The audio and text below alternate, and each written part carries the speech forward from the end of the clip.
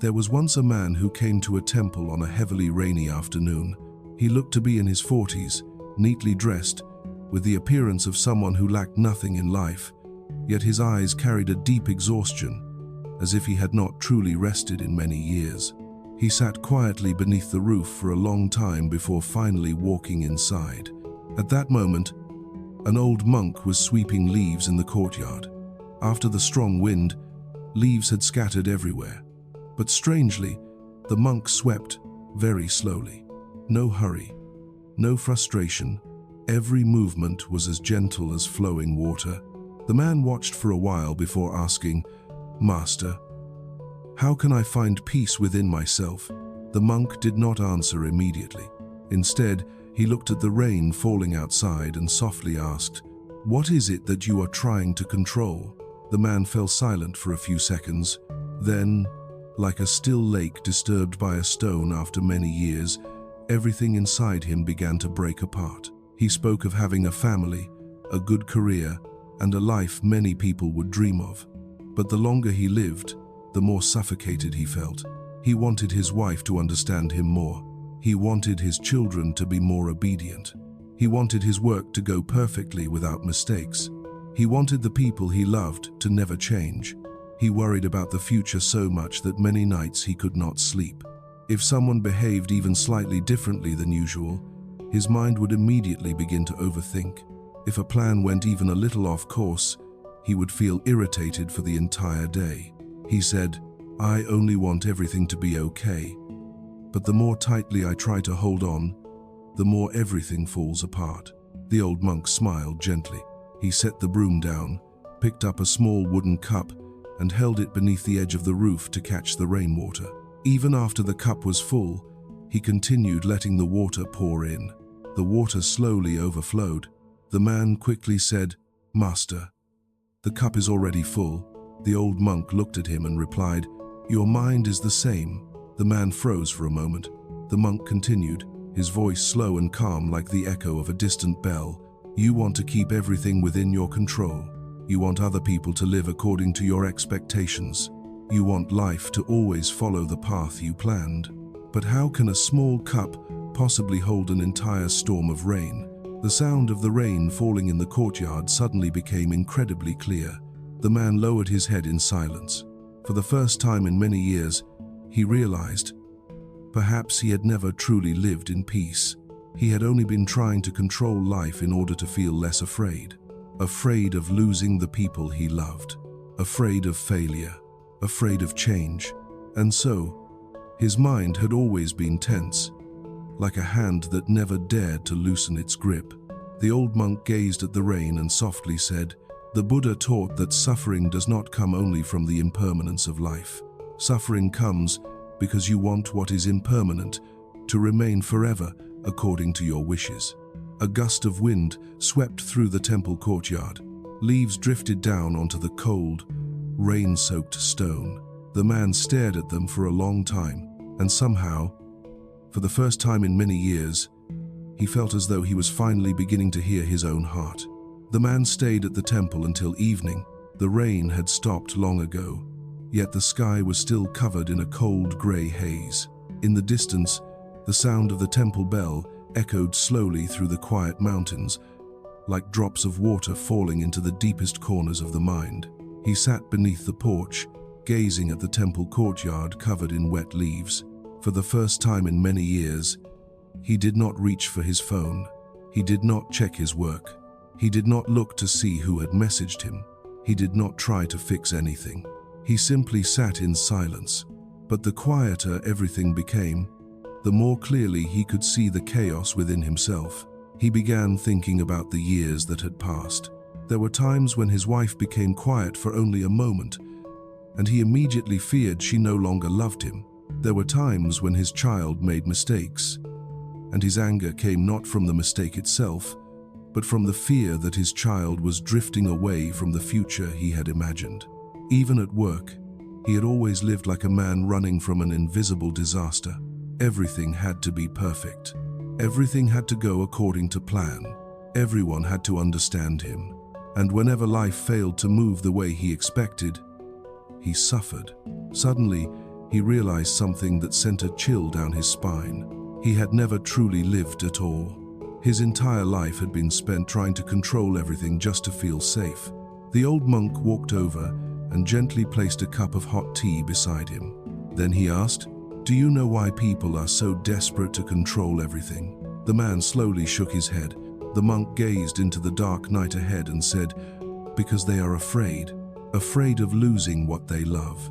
Afraid of being abandoned. Afraid of failure.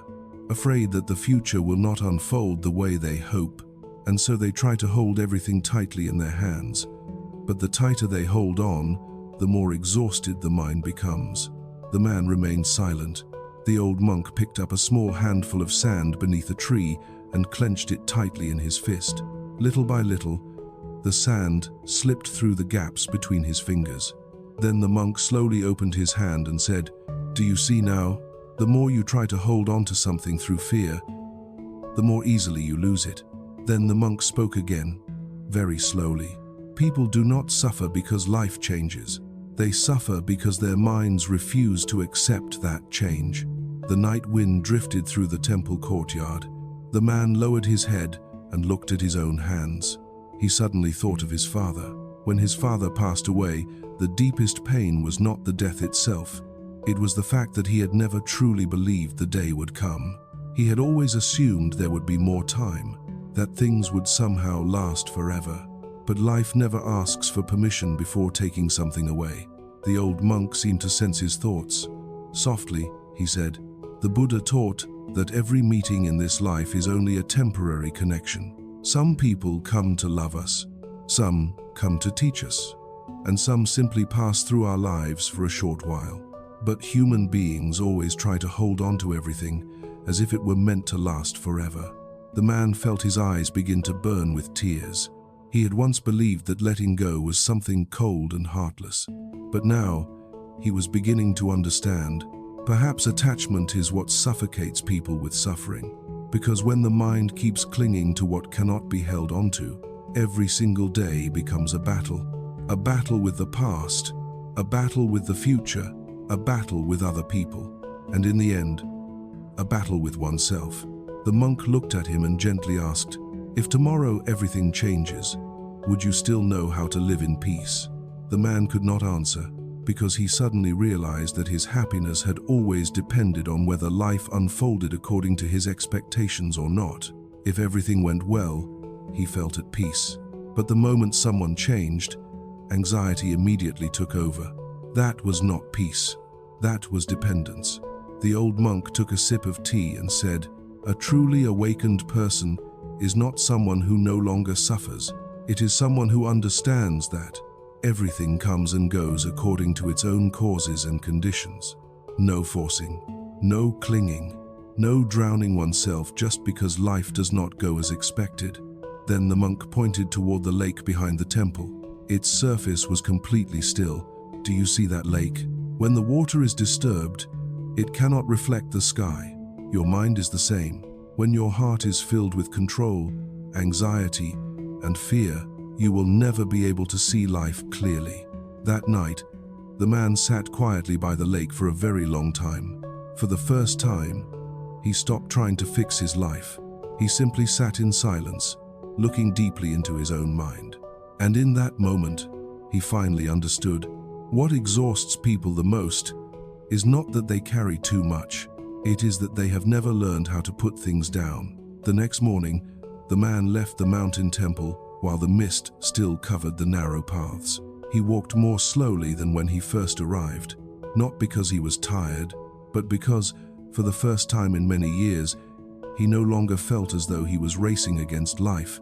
Before descending the mountain, he bowed respectfully to the old monk. Then he asked, "Master, how can I live with a lighter heart from now on?" The monk looked at him for a long moment before quietly saying, "Remember this. Everything you are trying so hard to hold on to will one day change." The man stood there silently. The morning wind moved gently through the rows of trees, carrying the sound of the temple bell far down into the distant valley. The old monk continued, "The Buddha did not teach people to run away from life. He taught them to face impermanence directly while still keeping peace within their hearts. Life will always have unions and separations. There will be gain and loss. There will be love. And eventually, there will also be parting. If you keep demanding that everything remain exactly as you wish forever, you will suffer forever.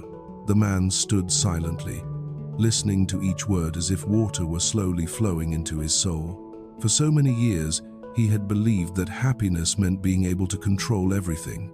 But now, he finally understood. No one can hold on to youth forever. No one can keep a relationship unchanged forever. No one can make life stand still according to their wishes. And it is precisely because people keep trying to hold on to what cannot be held that their hearts grow heavier with the passing years. In Buddhist teachings, there is a deeply meaningful reminder. Everything in this world comes together because of causes and conditions and will one day leave in the same way. That is why, the more mature a person becomes, the more they must learn to accept that some people are only meant to walk beside us for part of the journey, that some painful experiences must still be endured and passed through, that the more tightly we cling to certain things, the faster we lose them. Letting go does not mean forgetting instantly, nor does it mean becoming cold toward life. It means learning how to keep your mind from being drowned by things that are, by nature, impermanent. That is why people who truly understand the Dharma often live so lightly, not because they have never been hurt, but because they understand no storm lasts forever, no pain remains forever, and nothing in this world truly belongs to us forever. Once a person understands this, they slowly stop blaming life. Instead, they begin learning how to return and care for their own mind. For the Buddha once taught, when the mind is at peace, one remains peaceful even in a world full of chaos. When the mind is disturbed, even a quiet place becomes a place of suffering. So sometimes, what we need most is not to change the entire world. Instead, it is learning how to let go a little, to control a little less, to expect a little less, to cling a little less.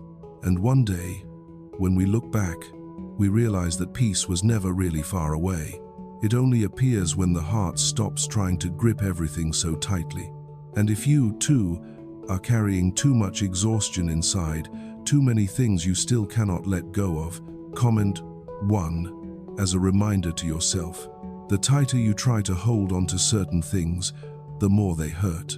Don't forget to subscribe and turn on the notification bell so you can continue this journey through healing stories inspired by Buddhist wisdom, helping us learn how to live with lighter hearts in a world full of constant change.